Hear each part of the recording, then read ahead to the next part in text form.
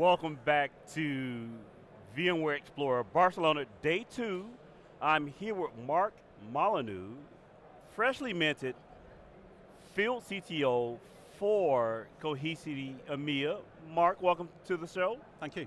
So Mark, we were just talking prior to the show, small world, you know, a fellow member of the influencer community, Nigel Poulton. I do. A bloke with a heavy northern accent.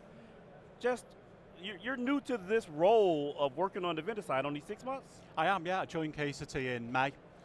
Prior to that, I was at Dell Technologies for 3 years. I was a business development CTO there. So I was using my experience as a customer to give more of a strategic vision to Dell's customers at the time. And obviously now I've joined Cohesity, I'm doing a very similar thing here.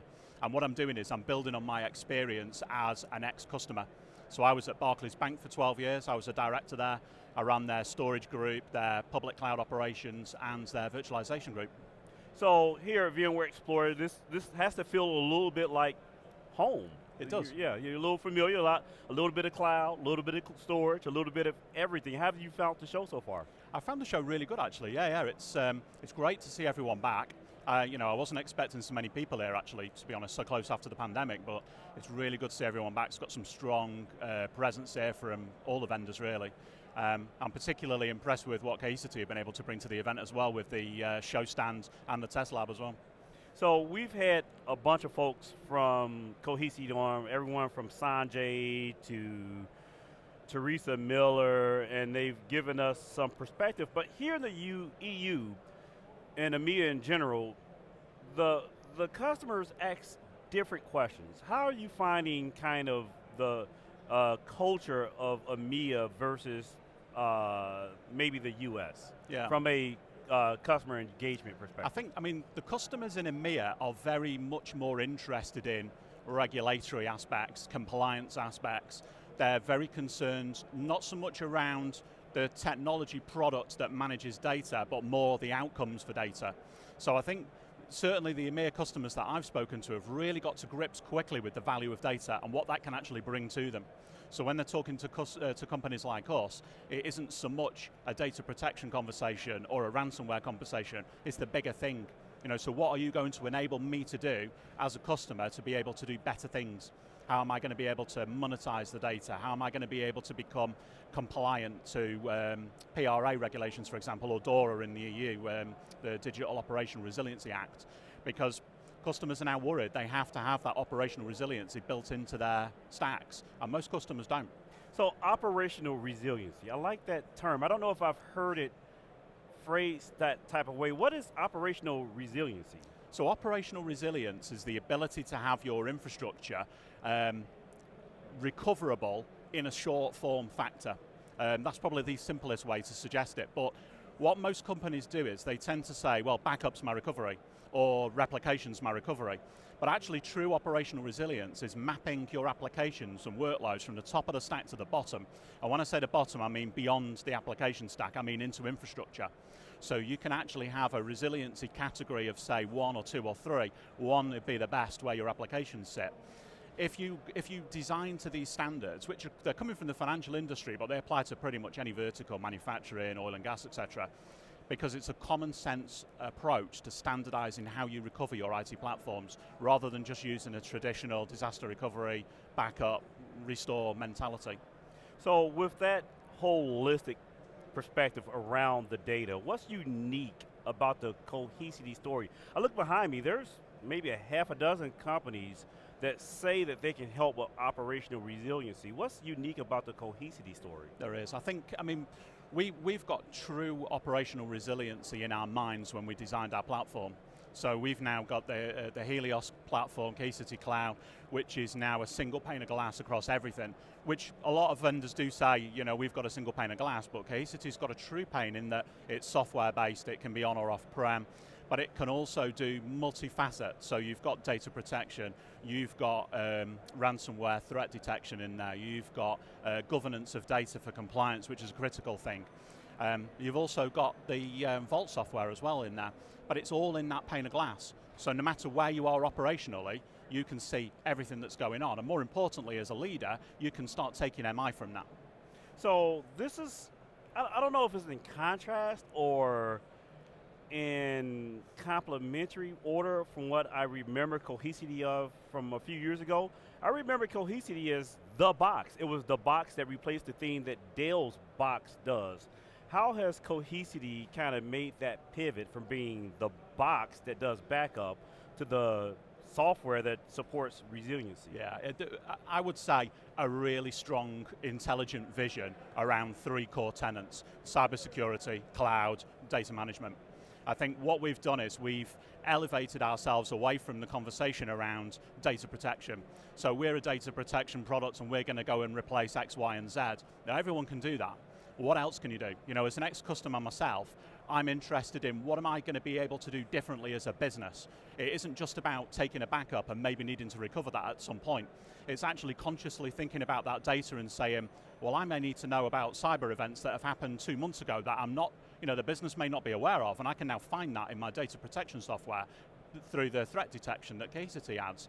Or I know for a fact that I need to keep data for a particular period of time, especially in a compliance world. You know, if you think about a financial, they have to keep data for a very fixed period of time against a relevant record strategy. But again, most companies do that relevant record strategy at the application level, but when it comes down to technology, they take a backup and then take it a week later and then keep it and keep it and keep it, and suddenly you've got petabytes of data, uncontrolled content that you could potentially be non-compliant with. You know, and then you're talking about fines and you know, regulation and penalties as a result of not managing that data effectively, which we obviously can now bring to the party. So the EU has, as you mentioned, different data protection, not just approaches, but because it's regulatory laws, they have to be compliant. So when I think of something like ransomware, malware, there's the recoverability from the event, but there's also detection and reporting. Exactly. It's critical that we report incidents here in the EU. How does Cohesity help me meet those regulatory burdens? Yeah, it does. I mean, it's in the EU. There's a data share that happens when events occur, so other companies are aware of it. Because although we're all operating independently of each other, this is where, as a business. It's not really sensible to allow the financial market, for example, to be hit by the same ransomware across 20 banks, because that wouldn't do the economy any good at all. So behind the scenes, a lot of security teams do talk about events and how they happen. But where Cohesity is enabling that, because most companies are doing threat detection at the endpoints, you know, or they're running antivirus, or they're running some other software in there to help them with their cybersecurity. Cohesity have actually built this into the data protection layer. So imagine a cyber event manages to get in. You know, you've got a hacker and he's managed to get his way into the system and they've impacted some files. We're going to see that within the data protection product. We're going to alert that up within hours. We're going to be able to give that to a different persona. So it isn't going to the head of storage or the backup guy, it's going to the CISO. You know, it's going to the actual security group that can then say, hey, you know, we've seen these events within our data protection platform. What are we actually seeing in the live world? So we can now go out there and start proactively chasing down these events far sooner than we ever could before. So we've talked about this concept of the platform engineering group or the platform group for some time, where this idea that operations becomes more intelligent, that CISO, IT infrastructure, development start to work together to deliver business value. This is sounding like a tool that can help with that process. Yep. Has Cohesity given any thought to how to protect the entire platform versus point pieces of data?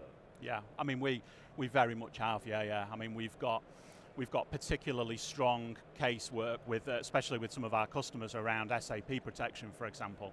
You know, we build these things into our product because we didn't just want to talk about file-based backups. We didn't want to talk about very small nature data protection. We wanted to actually say, you know, we can protect these large areas of your applications, like Oracle, for example, but more importantly, we can say, well, we can protect you on-premise, we can protect you hybrid, we can protect you in the cloud, and we can protect you in that way, in a very simplistic way, from an operational perspective. So we start to remove the fragmented, siloed operations into that single pane of glass. Now, we're not necessarily advocating that you bring all these groups together behind the scenes if you don't want to, but the ability to be able to have different personas accessing that software, CISOs, for example, to get that type of MI reporting. You know, if you take Take our Vault product, for example, where we can actually take a cyber secure copy of certain data to be able to bring back in the event of a brand damaging loss. We actually have segregation of duty built into that. So you have your backup operator can still manage it, but your CISO can be in there actually making sure that what you're doing is the right thing because they override. They're a decision maker within that process. So last question, we're at VMware Explore and there's this cross-cloud, multi-cloud conversation. I'd be remiss if I didn't ask you about the ability to support net new applications. I understand Cohesity is great for protecting VMs. It's great for whether those VMs are in the cloud or on-prem, but when I think about net new applications, Kubernetes, things that are protected via AP or protections that are initiated via API policy, how does Cohesity approach protecting data sets that are front-ended by cloud-native applications? Yeah, I mean, the product does have API capability built into it, so we're far more than just a software-based backup. We can actually protect a large number of new and evolving technology capabilities coming out of the cloud providers. Obviously I'm not going to sit here and say we're going to be at the forefront of every single net new thing, but we're not going to be far behind it. We're always going to be very quick to market, especially with cloud native. Amazon, for example, is an investor in Cohesity. So we've got a very strong partnership with those guys, but equally, we're developing in Azure, we're developing in GCP. We're able to give customers that multi-cloud capability, again, from that single piece of software. And of course, especially we're at VM Explore, very strong capability with VMware. A lot of customers are finding VMware as the enabler to get from on-prem to off-prem via the hybrid, and in some cases staying in the hybrid. And if you do that, you want a product like Cohesity that can look across that piece in a very simplistic way. Well, Mark, I really appreciate you coming and sitting on the hot seat. They're literally red. If you want to learn more about the CTO Advisor, you can follow us on the web, thectoadvisor.com. We've enjoyed covering VMware Explore 2022.